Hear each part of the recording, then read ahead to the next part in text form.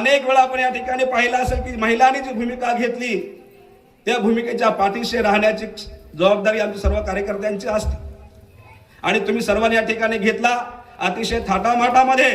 तर तेव्हा तर माझी तुम्ही पाहिला, तुम्ही सर्वांना माहिती आहे, मी तुम्हाला तेव्हाही म्हणलो होतो बैठकीमध्ये की निळा झेंडा ज्या कोणी हरामखोरांनी काढला असेल त्यांच्या छाताडावर झेंडा आपण याच ठिकाणी लावूयात, मी तेव्हाही बोललो। परंतु ठीक आहे, देर आहे दुरुस्ती आहे, त्यावेळेस तुम्ही माझं ऐकलं नाही। आपण ते लेकरं बाळा घेऊन हिंगोलीपर्यंत चाललात, आपल्यात काय ते बिरहाण चालला, 2-3 गोष्टी आपल्या मागे पुढे झाल्या। त्यावेळेस मला फार वाईट वाटत होतं की महिलांना आम्ही सांगत होतो की आपण झेंडा आता लावू, कोण काढतं ते आपण पाहू। परंतु दुर्दैवानं काही आता मागे पुढे गोष्टी झाल्या। आपण सर्व लेकरं बाळा घेऊन हिंगोलीपर्यंत चाललात, 3 दिवसाचा प्रवास झाला, लेकरं बाळा आपण सर्वांनी त्या ठिकाणी आंदोलन केलं आणि आंदोलनामध्ये आपल्याला काय काय आश्वासने मिळाले, कोणते काय काय गोष्टी मिळाल्या तुम्हाला सर्व डोळ्यासमोर आहेत।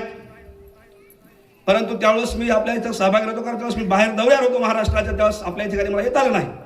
परंतु आज आपल्या सर्व झाल्याच्या नंतर आपण सर्व महिला भगिनींनी अतिशय असं मला वाटतंय आपला पदर कमरेला खोसून आपण निळा झेंडा या ठिकाणी लावला।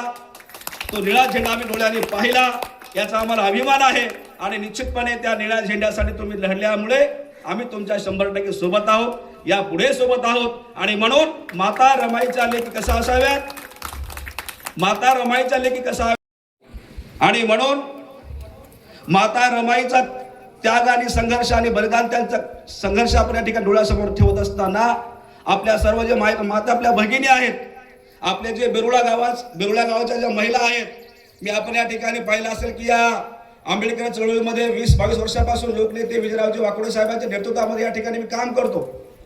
हिंगोली जिल्ह्यामध्ये 7-8 वर्षापासून या ठिकाणी आलो, पूर्वी परभणी जिल्ह्यामध्ये काम करत होतो वाकोडे साहेबांच्या सोबत। आणि मी या 5-7 वर्षापासून या जिल्ह्यामध्ये आंबेडकर चळवळीमध्ये काम करत असताना या ठिकाणी पाहिलेलं आहे की महिला कशा असाव्यात, महिलांचं कार्य कसं असावं, महिला आदर्श कोणत्या असतात, याचा अनुभव या ठिकाणी मी घेतलेला आहे।